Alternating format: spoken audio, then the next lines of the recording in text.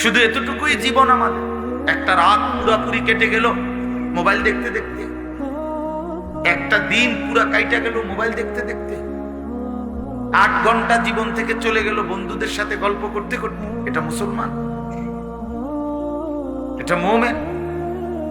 তোমার কোনো মা নাই, তোমার কোনো বাপ নাই, তোমার কোনো আখিরাত নাই, কেউ তোমারে বানায় নাই, তোমাকে কোথাও ফিরতে হবে না, হাসরের ময়দানে দাঁড়াইতে হবে না। আলা ইয়াযুন্নু উলাইকা আন্নাহুম মাবউসুন।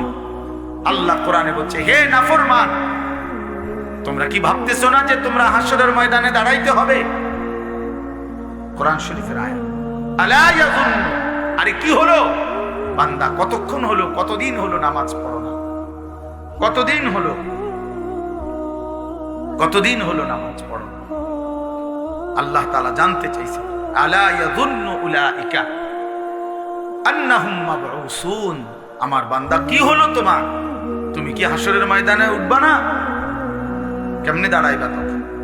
ফাকাইফা তাত্তাকুনা ইন কাফারতুম ইয়াওমান ইয়াজআলুল বিলদানা শিবা।